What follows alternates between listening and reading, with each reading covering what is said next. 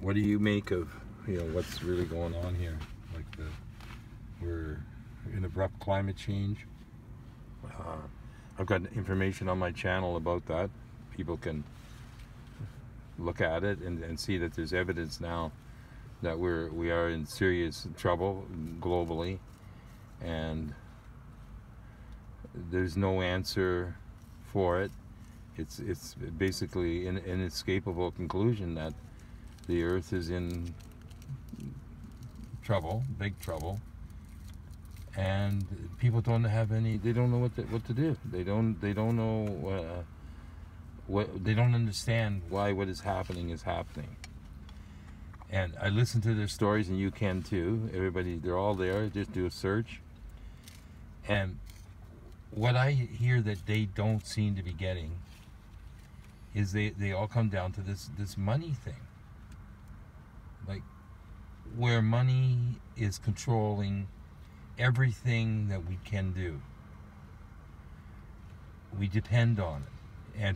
And so most people are doing what they're doing for money, and they sold out to money, and now we have this condition that we're in. The world is in this condition under monetary control. You do not use money, and I know you've got a perspective on it that were people to listen to, they would hear, I believe, a true answer to what is going on. So would you talk a bit about money and what your thoughts are on it? There's no escaping the philosophical connection. Like any talk about money responsibly should begin with a suggestion of patience, because we're talking about a phenomenon that's led to a time where if everyone turned nice, we don't have the food distribution systems in place to feed everyone.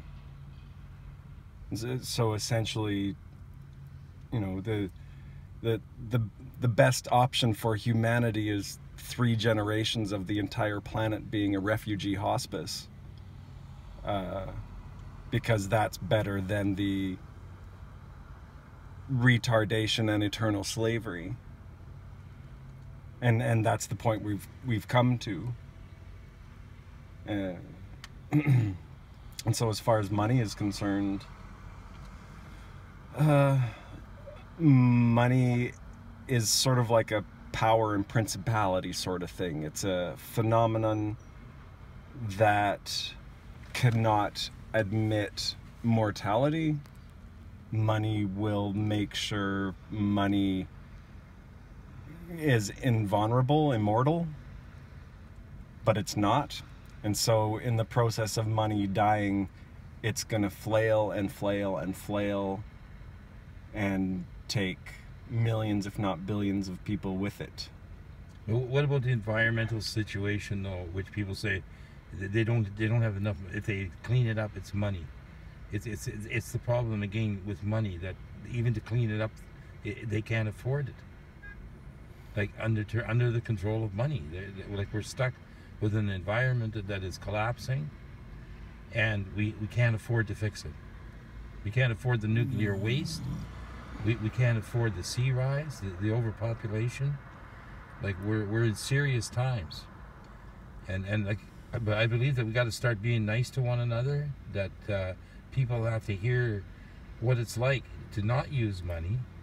And you're like the main advocate that I've ever seen for not using money, because you haven't touched it for 15 years.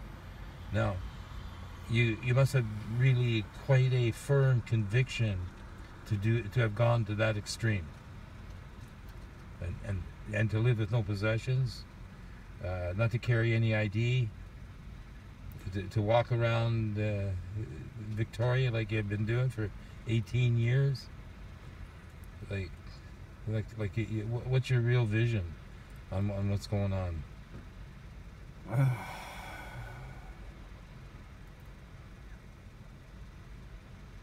Again, patience. I don't like using the term overpopulated. but we've irregularly, we've populated well, having systems in place that are dependent on corruption. And so a responsible government would declare a state of emergency, but not the 1984 final crackdown state of emergency where there's internment camps and whatnot. I'm talking a enlightened state of emergency that presumes the best of everyone and doesn't outright condemn the stupid. I like that. I like that. That sounds like a really good way to look at it. Yeah, so I see massive gardening projects, family tent cities, detox tent cities, because the drug flow is going to stop. And it would be really wise to have things like universities and colleges offering free courses in hospice care. Because if we're going to be responsible, we have to look at the oncoming sadness, and it's, well, it'll biblical in scale. No one's ever looked at the grand sadness, like, in general. And so we need to be able to face that like old stoic cowboys and see that, you know, this may be the first trumpet, may as well as be the last. Many more have got to suffer, many more have got to die. Yeah, it's really sad. Like, a lot of people have talked that, saying that they're really sad to see what's going on. It's a real, like a bad condition, and it doesn't make anybody happy, and so nobody wants to be a doomsayer, but it looks catastrophic. Well, I would like to see a resurgence of the Norwegian or the Scandinavian outlook, the inevitability of Ragnarok, that you base a culture's philosophy around the apocalypse is unavoidable, and then you have to look at why are you existing, what are you doing, and then it's like you may as well enjoy courage, because in the end it all gets destroyed. Like humanity is an anthill on a sociopathic farmer's field. Everything's normal, then just one day it's gone. And so with that cavalier attitude, we can use that as a fuel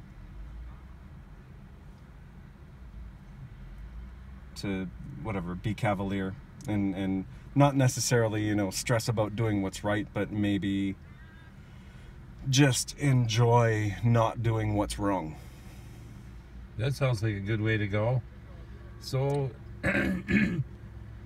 so here we are in Victoria. This is smoky season right now, and this is Judgment Day News with David Arthur Johnston in Victoria, BC. July the 20th.